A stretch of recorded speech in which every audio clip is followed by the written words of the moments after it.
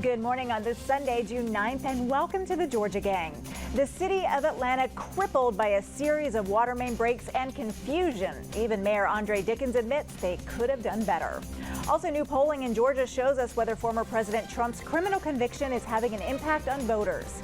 And a Dunwoody World War II veteran honored in Normandy for the 80th anniversary of D-Day. Kathy and Theron are here. Brian Robinson is the lone Republican panelist as Martha and Phil are off today. Y'all be nice. The debate and discussion begin right now. From the Fox 5 studios, the Georgia Gang starts now. The city of Atlanta hopes to turn the page after a very tough 5 days following several major water main breaks. Atlanta Mayor Andre Dickens says the water main breaks were not his fault, but they are now his problem. All right, Kathy, to you first. We've been very complimentary of Mayor Dickens on the show, but we also call balls and strikes. So let's talk about first how this crisis was handled starting from the beginning. Even Mayor Dickens apologized for the lack of communication early on. Well, it was handled badly from beginning to end. You know, the last press release was as offensive as the lack of one at the beginning. And I think that, you know, that's kind of a separate problem that the mayor has. We've seen communications problems on the Cop City stuff. We've seen communication problems and, frankly, vision problems on the Beltline thing. And now on this. So the mayor really needs to think about how he's communicating with people and what his vision is in the first place. But then there's the problem of the water system that, you know, is really the big problem. And we've had a series of mayors for the last 20 years that have failed to do anything about it. And as this mayor said, you know, it's not his fault, but now it's his problem. And it is indeed. We're going to delve into that in a little bit. But Brian, you know, the first 24 hours of a crisis is usually very telling about leadership. That's right. And look, the best communicator in the city of Atlanta is Mayor Andre Dickens. And he wasn't on site at this moment. And look, I have some grace about that. I don't expect him to be, you know, standing in Atlanta every minute of every day. There was an emergency that happened. Yes, he was getting on the plane when it happened, but we did not know that it was going to be as big as it turned out to be. And so I think part of this gap was it looked like there was nobody in power to go and fill the gap while he wasn't here. And we saw, like, overnight in the early hours, going into Saturday, you woke up, everyone would think you go to the website, you go to the watershed's social media platforms and to get the most up-to-date information. Well, if you got up Saturday morning and you checked those platforms, it had been more than 11 hours since it had been updated. People still didn't have water. And so during those times, you've got to constantly communicate. Was there some communication on the first day? Yes, there was. Was it enough? No, it wasn't. Because when it comes to water, you know, your entire life stops when you don't have it. Lord, if you have an infant or a toddler, the headache that this is going to cause, I would have just got in a hotel room somewhere out. But tell me, as a constituent, tell me, look, it's going to be a while. If you need to go stay at your in-laws' house, you go. Mm-hmm. And they didn't do that stuff. Well, Theron, the mayor was out of town in Memphis at a political fundraiser for his campaign. And I mean, he had no idea how serious these water main breaks were at the time, but it's just the optics didn't look good. I mean, there are so many water breaks that happen across Georgia, right, with the aging infrastructure. So how was he to know it was going to be this serious? You're right, and thank you for saying that. And I'm going to agree with Kathy and Brian and kind of carry on what you're saying. So yeah, look, the mayor of Atlanta is the leader of a major city, and he has a re-election campaign that's coming up next year, right? So there's nothing wrong with the mayor of Atlanta going out to raise money. Now, I want to start by saying that I think that it took a lot of courage and it took a lot of leadership for a mayor, any leader, and I think Kathy's the only person that's been elected on this panel. But elected officials are not sort of that trained to want to go out and apologize, mm-hmm. right? And so for him to first and foremost take full responsibility, apologize, and say, even though it's not his problem, it's his problem now. And I want to start there because I sympathize with the residents and I sympathize with these business owners. I actually had an event on that Friday, and I was talking to folks at the city, and this business owner where we had the event was very concerned about not just my event, but that he was go on. All right, so I want to start by showing that sympathy, right? And that's what the mayor has done. He's taken ownership of the problem and he's fixing it, right? And he's more so not blaming anyone, but he's going to do it. Now, let's move forward with the facts. B-Rob pointed on something that I think the media hasn't really focused on. When we talk about that there was no communication to the public, my sources tell me that there was 5 press releases sent out on the day of the water main break, right? 5 press releases. Also, you had a website that went down. Even on Saturday, you had 3 press releases that went out, and there were multiple press briefings, all right? What I think we got to discuss going forward And it was so funny. China and my wife said, Theron, stop putting on social media that the boil advisory is over, that the water is back on, and that the mayor is out there at 2 o'clock in the morning, because I know that as a citizen, I have to play my part to help the mayor and educate the public. What I think the city has got to do is look at, and Kathy touched on this, look at the water system in its totality. Step back.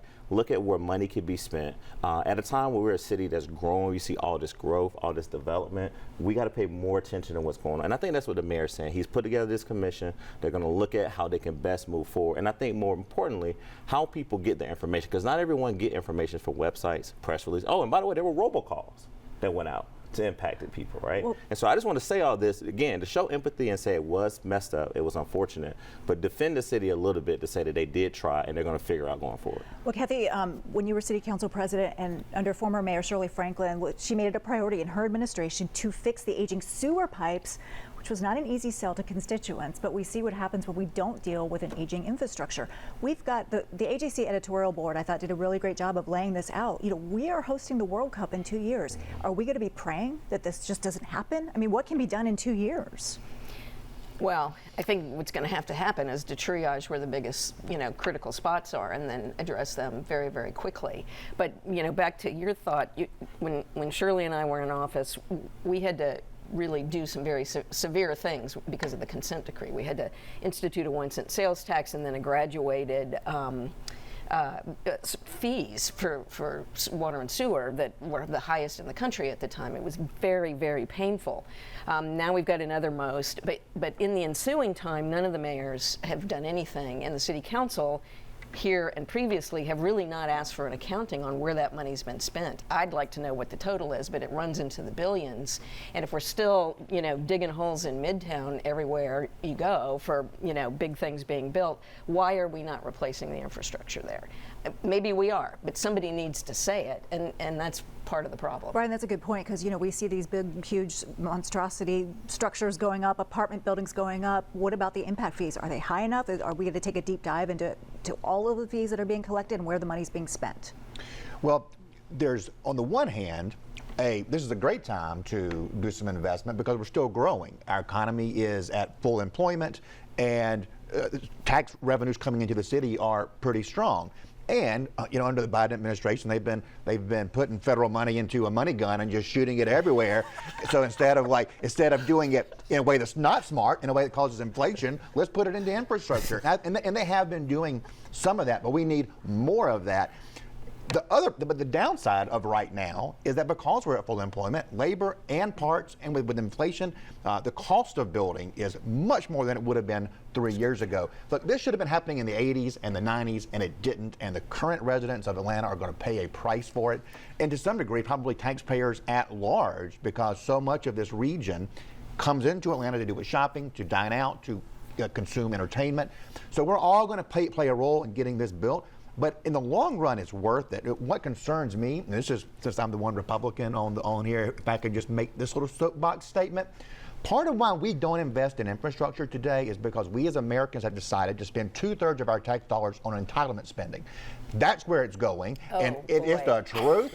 We can't build the Hoover Dam anymore. We can't build the interstate system anymore because Republicans won't spend any money on government. That's why. That's why. They, we let me spend just say, a lot of money on government. When you just said Biden shooting money at all these projects, well, Republicans are shooting money to whoever can catch it, right? We Where need does to that start. happen? I'll go catch it.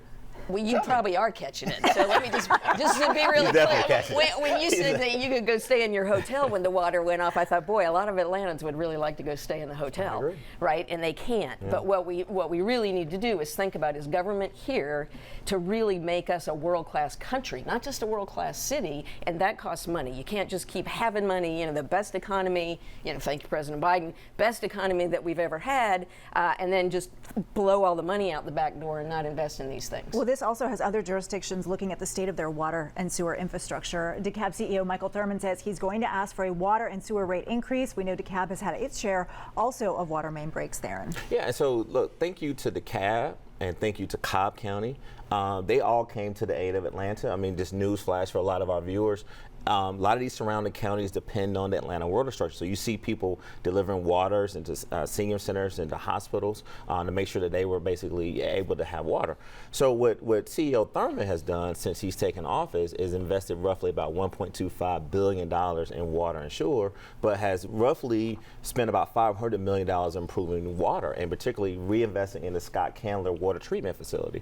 And so, look, I think that you see a prioritization from the county to make sure that this is something that they're focused on. And you got to remember, DeKalb County, when he came in office, he had to focus on the consent decree right away. And so if you look at his entire term, he has spent the majority of his time dealing with water, sewer, water meters, and making sure that the infrastructure is in place. So, but it doesn't mean that Atlanta can't work with DeKalb County. And real quick, what Brian said, it's everybody's sort of commitment. The federal government's got to do its part, the state and the county, and we got to all be in this together. Absolutely. All right, coming up, new polling is out in Georgia. We'll look at the numbers to see how former President Donald Trump's criminal convictions are having an impact on voters.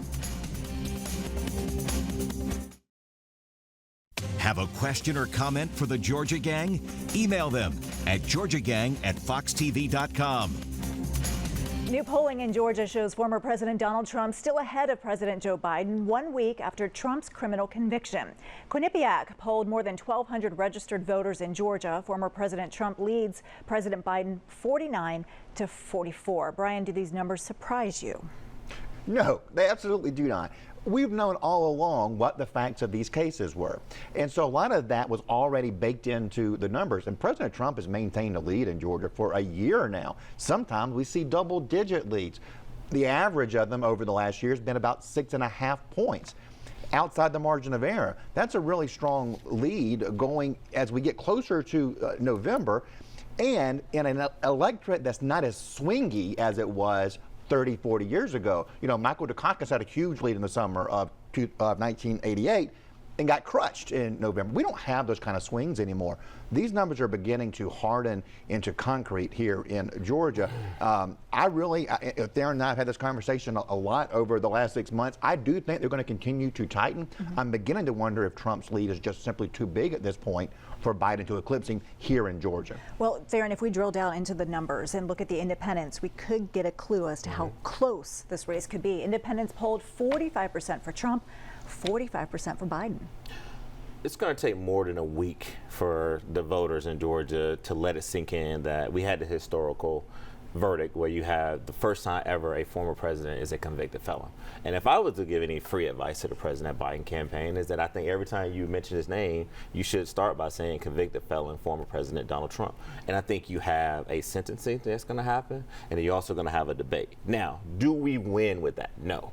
Which is why you remember my tone and my temperament last week was not very celebratory, because it was a sad day for the country. And it was a sad day that this is a state of politics where you have one side that's uplifting a convicted felon, and then you have another side that's trying to really figure out how much they actually remind the public that this is sort of a very bad thing for our democracy. And so I think that you'll see the independents, those disaffected Republican and college-educated voters, start to come Biden's way. And B. Rob is right. I remember 4 years ago, I was sitting at this panel, and I was telling you all that we were going to win Georgia. Why? Because the Biden campaign was putting the investments, and they were hiring great people, and our message was working. When you look at the field offices that are being set up, you look at what they're doing down along the coast, just watch out. We got a better ground game, and we got better talent than the Republicans have in the state. Well, South Carolina Senator Tim Scott is launching a $14 million campaign targeting minority voters in several swing states, including Georgia. Kathy, Senator Scott says African-American men are wide open for a political shift. Do you believe him? Oh, I don't really believe anything he says, but you know, I don't know. I think the Biden administration has to continue to refine its message, to use those offices that they're opening and the surrogates that are out there to tell the story, and then we'll see. I think you know, what worries me is now we just keep seeing the new normal with Trump, right? The new normal now is he gets convicted of 34 felonies, and it's kind of like, oh, well, whatever, you know, and we've got to continue to let people know we have a whole generation that believes this craziness is normal, you know, and that there really is, you know, we've got to convince people there's really another way to do government, and it doesn't include sort of burning the house down. All right, well, to the 2020 election interference case, the Georgia Court of Appeals has halted the case against former President Donald Trump and others while it reviews the lower court judge's ruling, allowing Fulton County District Attorney Fani Willis to remain on the case. Now, Brian, a victory for the defense? Well, I think it's a victory actually for the defense and for the prosecution, because this gives Fani Willis a chance to take a little bit of a breather. And let me say, I'm so sad I don't get to unpack a lot of what Kathy and Theron were saying there about those polling numbers with black Georgians, because we're going to see historically high black voter support for President Trump in Georgia this year. I guarantee it. It's not going to be where we see it in polling, but it's going to be really, really high. You know, Fani Willis has had a bad 6 months, right? And the fact that this is even having to go to the appeals court is not good for her reputationally, not good for her brand. One thing that really actually shocked me in the last month is that Nathan Wade went to her election night party and was photographed there, you know, socializing with her political supporters. It just showed a lack of self-awareness, the same lack of self-awareness that led him to do an interview with ABC News nationally when he wasn't able to acknowledge the truth about when the relationship started, when the judge said that it wasn't malodorous, but it was like there was a smell of lying, is basically what he was saying. They should just lay low for a little while. This gives them a chance to lay low. And look, there's all this talk in the country about the politicalization of the justice system. This allows us to get past the election in Georgia, and we don't need this attention nationally on this case in Georgia. We don't need it. There's other cases out there that are moving forward, so it's not like Trump's getting a free ride, but this was never a good case. This should never have been brought to begin with. Well, oral arguments before this three-judge panel are set for October 4th. Theron, any insight on these judges? They were randomly selected by computer. You have judges Todd Markle, Trenton Brown, and Benjamin Land. I mean, and I think that is going to be interesting to see sort of the judge's temperament. I'm glad that you reminded our viewers that they were randomly selected. So when Republicans try to jump on this and say the criminal justice system is rigged, that's not the case. But let me say this. The Fulton County voters disagree with you, Brian, and that's why they sent her back as a Democratic nominee, and she's going to win her re-election. So while you want the people to believe that it's all this hate and all this madness out there against Fani Willis and Nathan Wade, it's not true. Now, Nathan Wade showed her to her election night party. Let me push back on that for a second. Look, when you go through something for so long with people, Kathy and I have been knowing each other for almost 20 years, and that just means if Kathy comes out here and debates me about something, then we have a really ugly argument afterwards, and we may lose friendship for a while. But if it's something that's momentous, is getting real like in your job, and Nathan shows up, that doesn't mean that it's all of a sudden they're back, in love with each other again, right? It just means that he felt the need to stand up with her, and she invited him in. Now, going forward, this does not change the merits of this case. So while it's been delayed, the merits are still the merits. You have 19 co-defendants who are basically on trial for election interference. And we'll be following it. Up next, the last of its kind D-Day commemoration, and a World War II veteran from Dunwoody made the trip to Normandy to take it all in. Join the discussion on the Georgia Gang Facebook page and watch past episodes on the Georgia Gang YouTube channel. Thursday marked 80 years since D-Day, the beginning of the end of World War II. Veterans returned to France to commemorate the battle and the more than 2,500 American lives lost. The Best Defense Foundation and Delta flew 60 veterans to Normandy. One of them is from Dunwoody. Dozens of wheelchairs with World War II veterans rolled down Concourse F at Hartsfield-Jackson International Airport. Among the passengers, 100-year-old World War II veteran Hilbert Margol from Dunwoody. After a kiss from his beloved wife of 75 years, Margol boarded the flight, a trip he says he would never miss. Given the opportunity, I'm going to go. They said this is the last trip of this kind. While Margol didn't serve on D-Day, he was one of the members of the Allied forces that helped win the war. Margol and his twin brother were some of the first to discover the Dachau concentration camp. We didn't understand what we were seeing because we didn't know what created all of this. Hilbert Margol. During Thursday's 80th anniversary commemoration, Margol was one of 11 U.S. veterans given the Legion of Honor, France's highest distinction. A lot of memories coming back. Some of the soldiers in my outfit that unfortunately didn't make it. What an incredible journey for Hilbert Margol and so many of the others. Brian, you know, I was reading that some of these veterans had actually falsified their birth certificates so that they could serve, and some of them were as young as 16 years old. I mean, what a generation. Just think, you know, 80 years later, we have parents going to their children's first job interview after college. That's the difference that we have over the greatest generation. I am so incredibly filled with gratitude for what those young men on the front lines and what so many men and women back home did on the home front to get us through that trying time. I wrote a piece for Georgia Trend this month, Laurie, about a Georgian who stormed the beaches of Normandy on that day. I encourage people to look at it. He was a tank driver, was bombed. Everyone else in the tank died.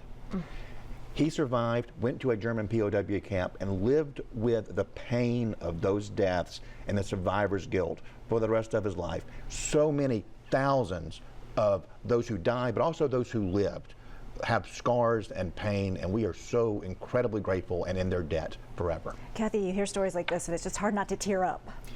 Well, I am tearing up, so it is incredibly hard, and I'm not even going to look at you. But I agree, Brian. It's just amazing what that generation has done for us, and you know, we'd be well served to remember the sacrifices they made and to behave with some dignity and honor in politics and in our civic life, as we are not doing today. Theron. Well, I want to, you know, point out, and thank you, Lori, for putting that Delta and the Best Defense Foundation came together to do this funding. And so, you know, Mr. Margol committed his life to freedom all across the world, and to have that opportunity to be there to get that honor. And you're right, Kathy and Brian, this is what it shows what our country is all about. And that's why so many people want to be in this country and they want to be like us. And we can't ever forget the role that we play in world peace. And to commemorate this soldier who dedicated his life and legacy to defend this country is so appropriate. All right, we're going to move on to another story about another one of our heroes. The AJC reports Senators John Ossoff and Raphael Warnock have helped to secure nearly $600,000 to digitize and protect all of the documents created by the late Congressman John Lewis during his 34 years as a member of Congress. Theron, I know this is near and dear to your heart as well. I think we're all about to tear up on the panel today. I mean, now this makes me tear up. You know, listen, thank you so much to U.S. Senators Ossoff and Warnock. Lori, I think you saw it on my social media. I was given the honor and pleasure to participate in the Good Trouble Talk, and I interviewed House Democratic leader Hakeem Jeffries. But this gala was fantastic, and both of those U.S. senators were there, and they all talked about the role that John Lewis played in their lives. But I want to focus on Lillian Miles Lewis. She has a lot of friends and family who watch the show. John Lewis would not be who he was and who he is in these papers that we're going to now get digitized without Lillian Miles Lewis. And so the foundation, which I'm a board member of, is so proud that his work will now be able to be available to so many children and people who forget the role that he played in the civil rights movement. So this gala raised a lot of money. We had a lot of big sponsors, but more importantly, I want to thank these senators for making the announcement and allocating the money to this foundation that is doing great work to make sure that John Lewis's legacy is never forgotten. Brian, these are issues where people can come together. Yeah, absolutely. And look, John Lewis, I was somebody honored that I got to know him during his life. It is something so cool that I'll be able to tell my daughter, I knew this guy and he was super nice, so approachable. There was a kindness about him. But we were just talking about those World War II heroes who went into the wood chipper of gunfire to defend our country. And John Lewis went into a wood chipper of a different type when he crossed that bridge. That was a moment where he was literally risking his life, and he really very well could have died on that day. I'm glad that he got to go on and serve his country for another 50 years. Very well said. Thanks, everybody. Coming up, winners and losers. Stay tuned.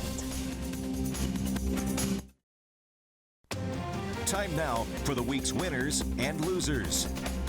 Okay, I've got some winners today. First, Martha Zoller, one of our own panelists. She's being recognized by Talkers Magazine as host of one of the top 100 most important talk shows in the countries. And Congrats to Theron. The Atlanta Business League has awarded him Entrepreneur of the Year, recognizing him for his impactful contributions to the business community. I'm so happy for you, so proud of you. Congratulations. Thank you so much, Lori, and congratulations to Martha. So do I go now? Yes, you can. So thank you to the Atlanta Business League. This organization has been around since 1933, highlighting the work of black businesses in this city. So thank you so much for that. I also want to give a big shout out and make APS teachers a winner. They got 11% pay increase in 2025. And then also just to end, big shout out to John Miles, the son of Lillian Miles Lewis and John Lewis, for his role in the gala as well. Okay, great. Brian. Looking forward to Theron's celebratory party. Yes, me too. I did get invited. Me too. So that's I mean, I'm a quota filler there. My winner is Congressman Rich McCormick from Suwanee area, who is a Marine veteran, and he parachuted into Normandy this week as part of a reenactment over there. What a great and cool event that would have been. Another winner is Delta Airlines for footing the bill for a lot of those heroes being able to go over there. It looked like they were treated like royalty. As so congrats, as they should be. And congrats to the Best Defense Foundation too for them as well. They're winners as well. Yes. All right, Kathy. Well, I just want to say hi to Vanessa, who I ran into at the DeKalb Farmers Market. She was talking to her mom, dropped the phone, ran over and talked to me, sorry to her mom, and to the guy in Midtown in the giant truck who stopped and started honking and waving as I was crossing the street and probably scared me to death. but thanks, y'all, for saying hi. My loser is going to be Atlanta Public Schools. Glad they gave people some raises, but they have refused to refund money to people who signed their kids up for camp when they had to cancel because of the water thing. Those folks had to make other arrangements and pay extra. I hope they'll just squeeze a little in their pocket and give that money back to folks. All right, good point. Make it a great week, everyone. We'll see you next time.